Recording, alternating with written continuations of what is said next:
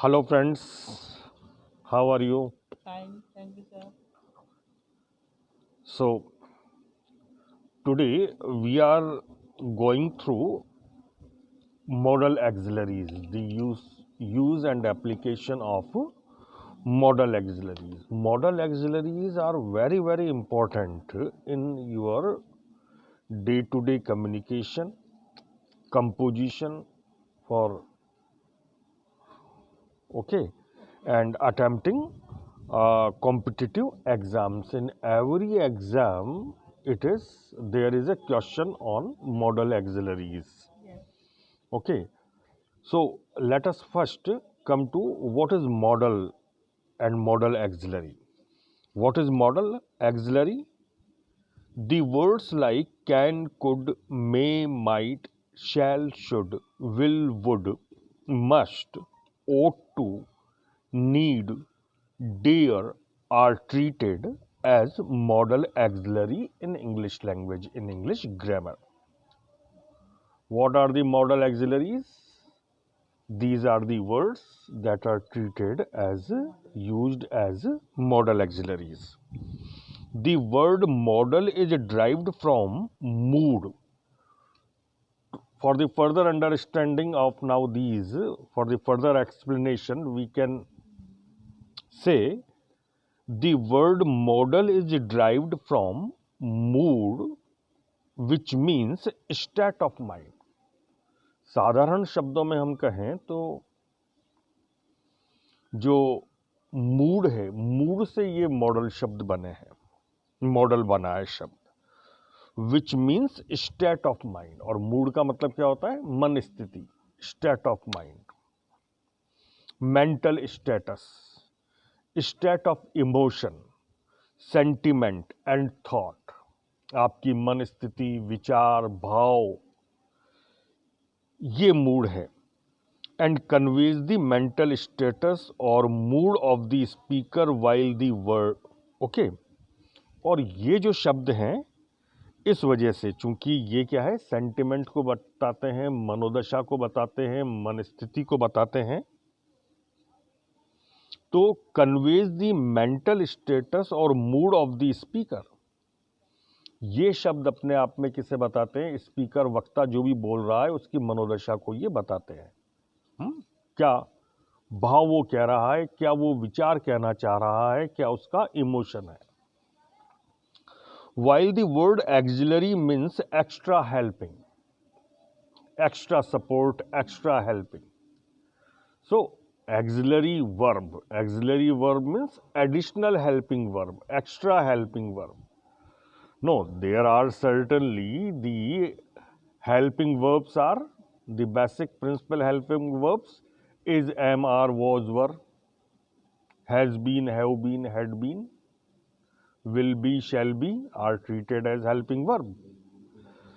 But what these helping verbs, basic helping verbs, cannot convey or fail to convey properly, these extra helping verbs, auxiliaries, are used to convey.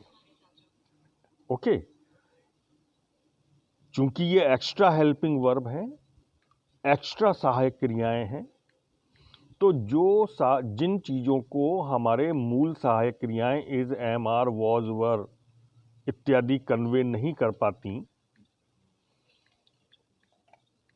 उन चीज़ों को, उन भावों को, क्योंकि जो ये तो जो है इज, एम, आर, वॉज, वर, ये ठीक है, एक टेंस को, काल को, एक्शन को बताता है, मन स्थिति को नहीं बताते हैं।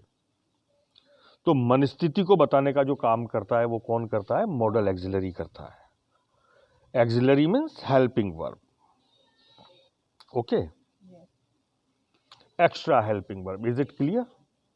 So wherever you are asked what is modal auxiliary, modal auxiliaries are the extra helping verbs that convey the mental status, mood, emotion, thought of the speaker, right?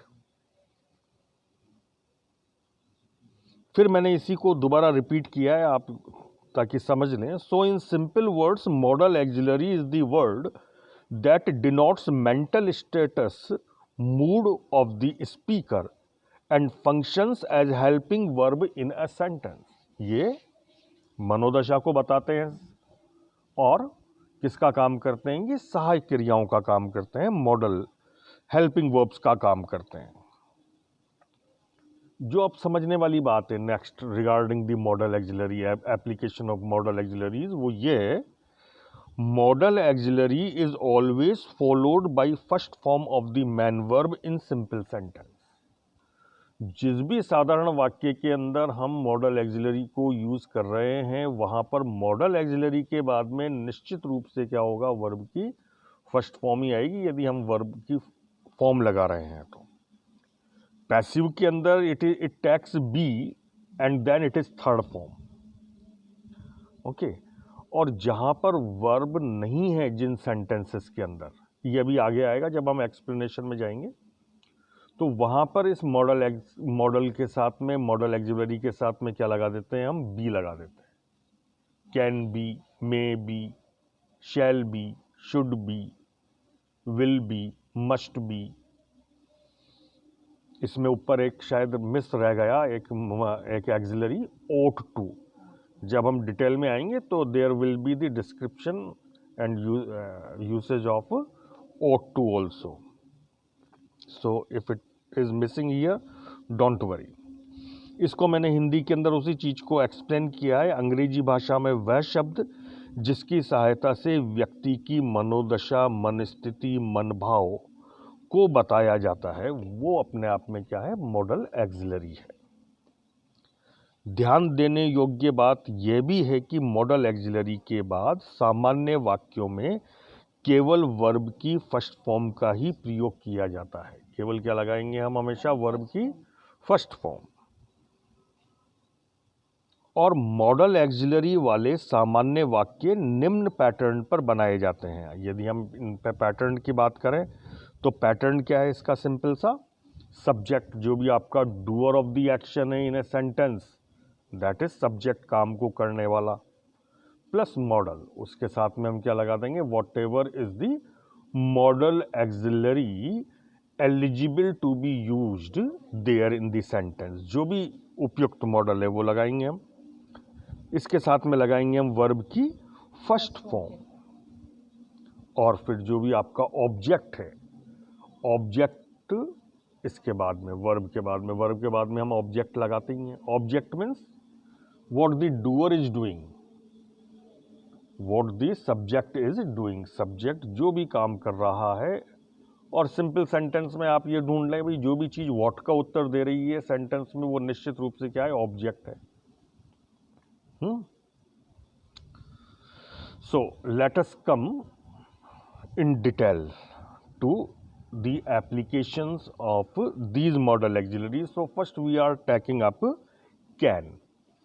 Her competition में, हर एग्जाम में, 10th 12th, further in PG classes, in all competitive classes as per the standard ranking of the exam, there is a question certainly on model axillary. Okay, तो basic concept जब आपके पास में इसका आ जाता है, मूल बात इसकी समझ में आ जाती है, you will be able to use it in any platform, at any level, in any condition, whether it is communicative English, it is writing English, it is competitive English. Okay, so come, can denotes ability। जहां भी योग्यता की बात आए, can किसे बताएगा? Ability को, योग्यता, सामर्थ। ओके, सामर्थ, कैपेसिटी, क्षमता। कैन मीन्स क्षमता। ओके, जहां भी कैपेसिटी की, एबिलिटी की, कैपेबिलिटी की, एफिशिएंसी की, पावर की, इनकी बात होगी, देयर इज कैन। दूसरा ये किसे बताता है? Doubtless possibility. ओके, डाउटलेस, क्योंकि मॉडल में आप आगे आएंगे, there are 2 or 3 other modal auxiliaries that denote, that convey possibility. What is particular special regarding can? It denotes only the doubtless. ये निसंदेह, संदेहहीन, जिसमें कोई संदेह नहीं है, उस संभावना को ये बताएगा. Okay. Can is also use to grant permission. दूसरा हम किसके लिए लगाते हैं? कैन का प्रयोग किसके लिए करते हैं? परमिशन को देने के लिए. जहां भी परमिशन को देने की बात हो हम क्या लगाएंगे? कैन लगाएंगे. Yes, you can come. While may is use to seek permission. जबकि मे जो दूसरा आपका मॉडल एक्सिलरी है वो मे किसके लिए यूज करेंगे हम? जब हमें परमिशन लेनी हो. Yes. ऊपर हम दूसरे बिंदु पे बात कर रहे थे डाउटलेस पॉसिबिलिटी. तो जो डाउटलेस पॉसिबिलिटी है वो कैन बताता है, और डाउटफुल पॉसिबिलिटी को कौन बताता है? मे बताता है. ये आगे फर्दर एक्सप्लेनेशन और एग्जाम्पल्स में है. लेकिन आप ध्यान रखें जहां पर भी डाउटफुल पॉसिबिलिटी है, doubtful possibility means it is may. और परमिशन जहां पे लेनी है, where you are seeking the permission, asking for something to do, it is may I. और where you are granting the permission, giving the permission, allowing someone to do, it is can. Yes, you can. Right. अच्छा, अब इसमें हम देखें, हम जितनी भी model auxiliaries हैं, मॉडल एक्सिलरीज की पास्ट फॉर्म कैन की, कुड, मे की, माइट, जो भी हैं वो सब आपको पता है और आप सब फैमिलियर हैं इनसे. Yes. हमें फोकस करना है किनके ऊपर? इनकी एप्लीकेशन के ऊपर, इनके यूज के ऊपर, कहाँ यूज होंगे ये. There is some examples. अभी आ रहे हैं वो सारे. मैं ये एक और चीज यहाँ पे, past tense of can is could. Yes. Past tense क्या होता है इसका? Could. कुड होगा, कैन का कुड होता है, सब जानते हैं. लेकिन जो what is the point to be noted here is could individually denotes a humble request. Yes. Could, barring the tense, it conveys the mood of your very very humble request. Okay. है ना. जो could है अपने आप में एक individual model भी है. हम यहाँ पे इसे इंडिविजुअल मॉडल के रूप में ट्रीट करेंगे. और ये किसे बताता है? आपकी हम्बल रिक्वेस्ट को. ये पास्ट टेंस नहीं है. Yes. यहाँ पे Yes. अति नम्र निवेदन. हम्बल रिक्वेस्ट का मतलब क्या हुआ? अति नम्र निवेदन. अब हम एग्जाम्पल्स पे आ रहे हैं इनके, कैन के, मे के. कैन जैसा कि मैंने बताया, ये किसे बताता है? योग्यता को बताता है, आपके सामर्थ्य को बताता है. So these are there the sentences. अच्छा, एक चीज ध्यान रखना कि अपने अपने लेवल के ऊपर एग्जाम के स्टेटस रैंक के अनुसार there will be the variation of questions, framing of question. Yes. Similar words आपको यूज करके देंगे, रखे जाएंगे, और you will be asked to use the modal auxiliary. लेकिन जब हम बोलचाल में कर रहे हैं, खुद लिख रहे हैं, कंपोजिशन कर रहे हैं, तो आप अपने freely as per your mental status, mood allows, use the modal auxiliary. Yes. कुछ एग्जाम्पल हैं.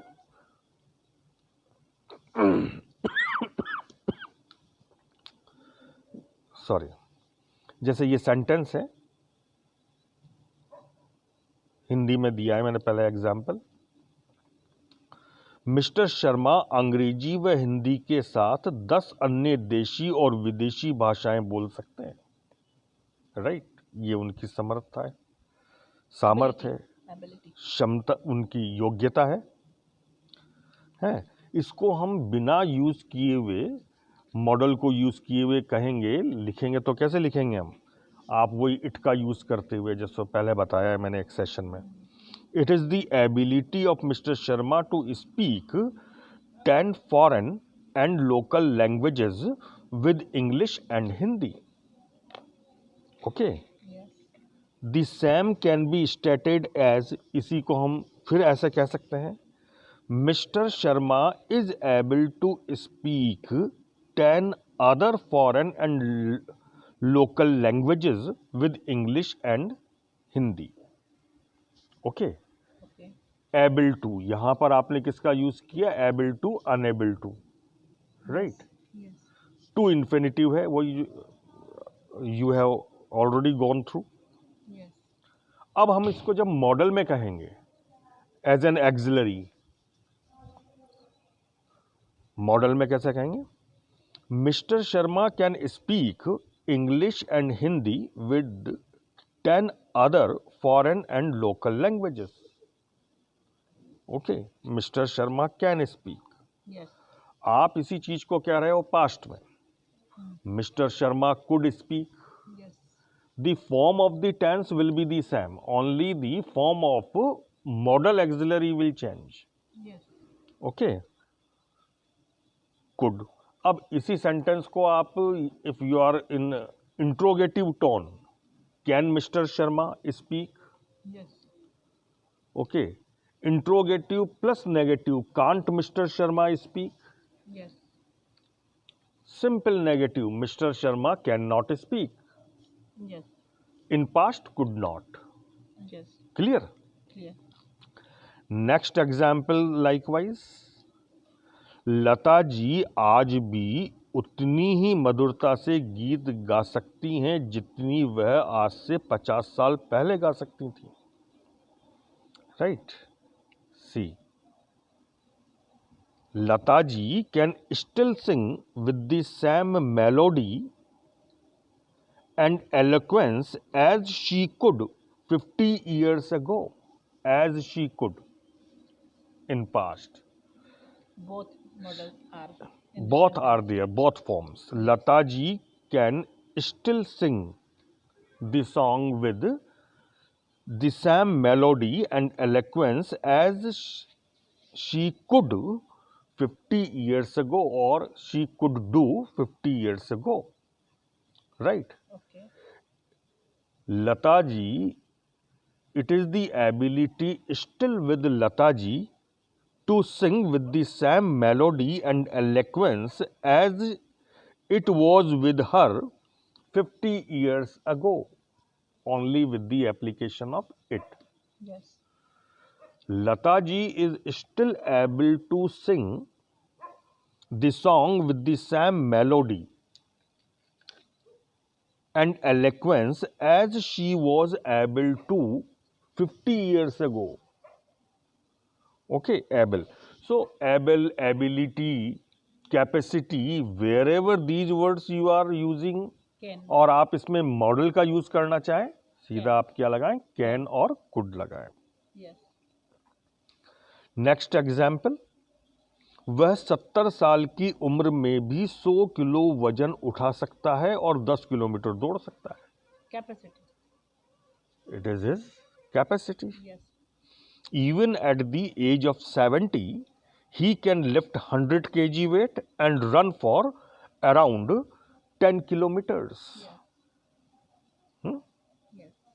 Now, it is your exercise to convert all these sentences with it and able to, or ability and capacity. It is still the capacity with him at the age of 70 that he runs 10 kilometers and lift 100 kg weight. Yes. Okay, it is still. So, construct by yourself these sentences with which are conveying ability, capacity. Now, the next example, doubtless possibility, can. हमने बात की थी, अगला ये किसे बताता है? Possibility को. Now, see the nature of possibility. If the possibility is doubtless, it is can. And if the possibility is doubtful, it is may. अब हम बोलने के अंदर, लिखने के अंदर जब हम अपना खुद का एक individual thought, individual sentiment convey कर रहे हैं, it is up to you to use may और can as per your own observation on sentiment. आप अपने अनुसार करें वो तो. लेकिन एक as a grammar, rule of grammar, doubtful जो पॉसिबिलिटी है वो कौन बताएगा? मे. और डाउटलेस पॉसिबिलिटी को कौन बताएगा? कैन. अब इसके आप एग्जाम्पल देखें और फिर इनकी एक्सरसाइज आप करें. एक अच्छा तैराक भी पानी में डूब सकता है, नो डाउट एट ऑल. कितना ही बड़ा तैराक हो, है, डूब सकता है वो. है क्या कोई doubt? No doubt at all. रविवार को बाजार में दुकानें बंद हो सकती हैं, संडे इज ऑलवेज क्लोज्ड. इसमें भी कोई डाउट नहीं है, हो सकती हैं. एंड अब इसको इंग्लिश में हम कैसे कहेंगे? An expert swimmer can drawn into the water. Even an expert swimmer can drown into the water. It is even possible, doubtlessly possible, for a swimmer, expert swimmer, to drown into the water. Can drown. Shops in the market can be closed on Sunday. Can be closed on Sunday. बंद हो सकती हैं. इसको हम यूं भी कह सकते हैं, you can get the shops closed in the market on Sunday. On Sunday you can get the shops closed in the market. Doubtless, इसमें कोई संदेह नहीं. Next example. कोरोना वायरस किसी भी व्यक्ति को संक्रमित कर सकता है. इसमें भी कोई संदेह नहीं है. Corona virus can infect any person. Okay, it is not that कि नहीं कर सकता, कर सकता है. हमें कोरोना की वैक्सीन अगले साल के अंत तक मिल सकती है. Now see, is it doubtless? क्यों नहीं मिल जाएगी? मिल सकती है भाई. No, it is doubtful. It is. We may get vaccine for corona by the end of the next year. We may get. It is doubtful still. We are likely to get vaccine for corona by next. We are likely to get vaccine for corona by next year. यहाँ पे we are likely to get, no use of modal auxiliary. Okay, हम उसको likely, we are possibly to get, we are likely to get. So likely, possibly, seems, appears are the words that denote the possibility.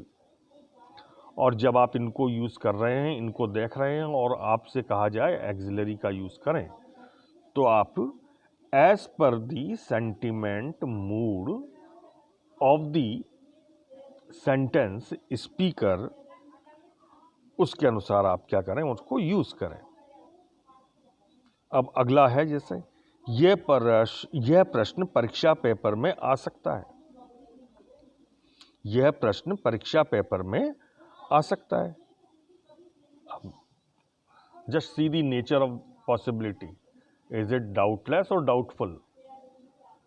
It is doubtful because we are not certain. अभी मैं next example में बताऊंगा कैसे ये doubtless बन जाएगा. This question may appear in the paper at examination. This question may appear at the paper in the examination. I have by mistake in और at अलग अलग लग गई. This question may appear at the paper in the examination. This is so. अब नहीं है ना certain, है डाउटलेस, डाउटफुल है ये, आपने मैं लगाया। अब मैं इसी सेंटेंस को कहता हूं कि ये क्वेश्चन पिछले 2 साल से रिपीट हो रहा है और तीसरे साल भी आ सकता है। Since this question is a repeat for last 2 years, it can be in the 3rd year also. It can be in the paper 3rd year also. Can be, क्योंकि फिर वो डाउटलेस हो जाती है, आ सकता है भी तीसरे साल में, कोई संदेह नहीं है रिपीट हो जाए।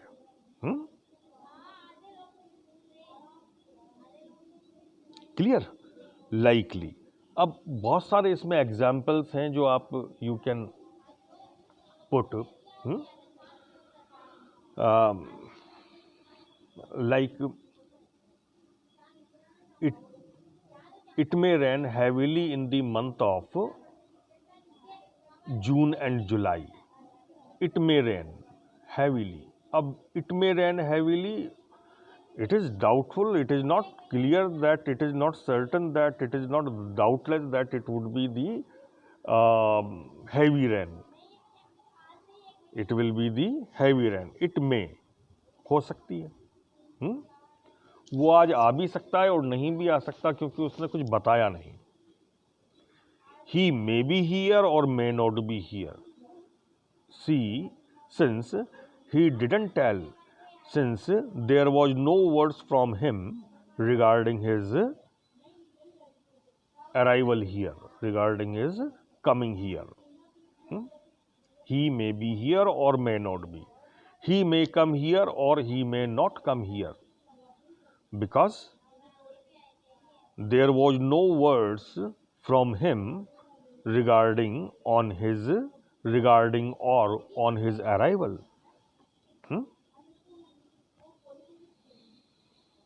India could respond very, very strongly against China as well as Pakistan at the very first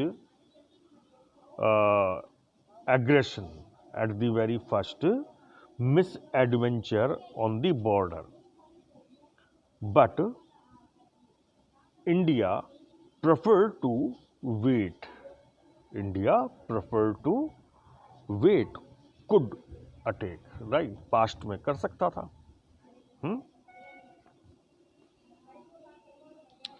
तो इस तरह से आप खुद अपने कंस्ट्रक्ट करें, कैन के, कुड के, मे के, और इनको आप यूज करें। अगला है कुड का। Could individually denote humble request. यदि हम कैन का पास्ट हो गया कुड, राइट। अब आप कैन और कुड को भूल जाएं, just come to the next modal auxiliary could. Could जो है इंडिविजुअली वो किसे बताता है? आपकी हम्बल रिक्वेस्ट को। इसी तरह से वुड टू पोलाइट रिक्वेस्ट। जो वुड मॉडल है आपका नेक्स्ट, वो किसे बताता है? पोलाइट रिक्वेस्ट को, नम्र निवेदन को। And will the next model, वो किसे बताएगा? ओनली रिक्वेस्ट, वो केवल सामान्य निवेदन को। अब it is again up to you to decide what kind of request you are going to make. If you are making very, very humble request, put could.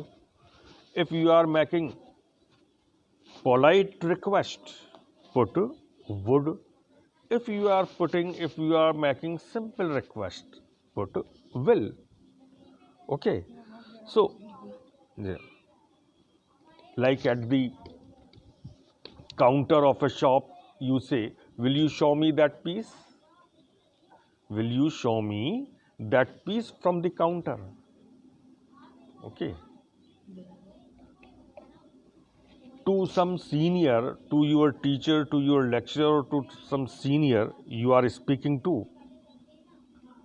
Like example here, could you answer my question right now? Could you answer my question right now? It means you are humbly requested to answer my questions right now. You are humbly requested. Could you answer?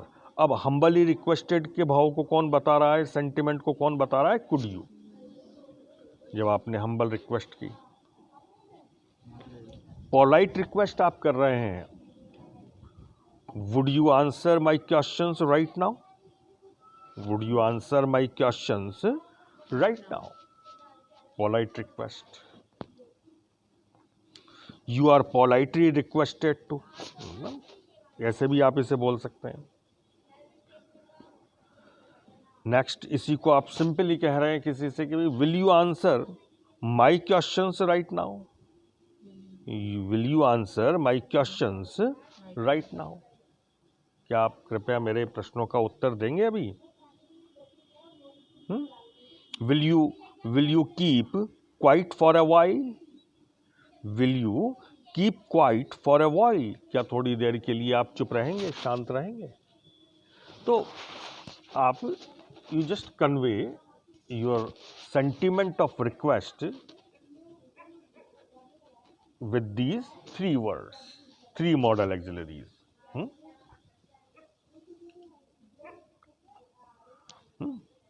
Would you mind passing, mummy, would you mind passing that pot to me here, mummy, would you mind passing, okay,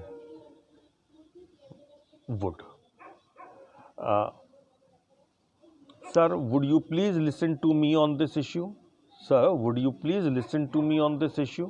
क्या आप sir मेरी इस पे बात सुनेंगे कृपया। Your tone means very soft, polite would when you are using.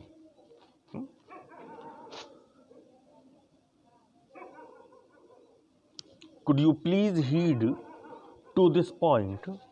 Could you please heed to this point? Heed means pay attention. Could you please pay attention to this point? Very, very softly, very, very humbly you are requesting here. Could you please? अब please आप use कर रहे हैं तो ठीक है, नहीं use कर रहे हैं तो भी ठीक है, क्योंकि ये तो हम just for the sake of speaking we put this, we tend to put it in communicative English mainly speaking. तो वुड एंड कुड ऐसे आप यूज़ करें। अब अगला जो इसमें एक इम्पॉर्टेंट आप देखें, मे का मैंने पहले बताया आपको कि it is for seeking, for granting, for seeking permission, for granting permission can. उसी तरह से नेक्स्ट जो मे है वो बताता है आपका blessings, good wishes, greetings. wherever you are intended to convey your best wishes, your greetings, okay, your blessings, May. you just use may. May God bless. May is a perfect modal auxiliary to use this sentiment. May you live May. long. May you live long, like May God may bless you live long, चिरंजीव हो, लंबी आयु हो तुम्हारी। लेकिन जो point noted है यहाँ पे, for competitive purpose, it is not for the communicative purpose, writing and competitive purpose, while may we are using as auxiliary to denote blessing, wishes, greetings, there will always be mark of exclamation at the end. Yes. अंत में क्या होगा, Exclamatory exclamatory sign. Sign होगा, mark होगा। यदि आपने competition के अंदर ये नहीं लिखा, क्वेश्चन पेपर में ये नहीं लिखा, your marking would be omitted, cut, detected, okay. May you live long, you are wish to get success in the examination. ये एक सेंटेंस है, आपने कहा भाई आपको शुभकामनाएं कि आप सक्सेस हों एग्जामिनेशन में। May you get success. आप इसी चीज़ को कैसे कहेंगे, may you get success in the exam. अब while you are speaking, it doesn't mean that you are putting mark of exclamation, no, just joking, kidding. Yes. May you get success in exam, clear. May she get well soon. May she get well soon. May you have a fantastic day ahead. Yes. ईश्वर करे आपका जो दिन है आगे वो अच्छा गुजरे. Yes. May you have a fantastic day ahead. May you get well soon. आप अच्छी ही जल्दी स्वस्थ हों, ऐसी शुभकामनाएं हैं. So this is model, this is application of can, could and may. Past tense of may is might. So earlier we here talked about doubtless possibility, doubtful possibility. Might At the earlier. remote possibility. Might is used as a separate, like could for humble request. In the same way, might is used to denote remote possibility, very very little, slightest possibility. So we would be discussing on it in the next session The of clouds are clear. model. It might rain. So I hope you are there with the now better understanding of English language as far as communication and composition is concerned.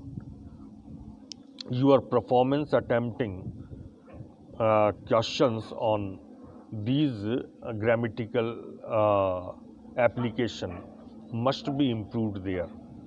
उम्मीद है ऐसा है. तो आप you just go on constructing the sentences in your day-to-day communication activities. इनके आप खुद अपने सेंटेंस बनाएं, इनका यूज़ करें और अपनी इंग्लिश को इम्प्रूव करें. So like and share this video and subscribe also. Okay, bye, have a nice time.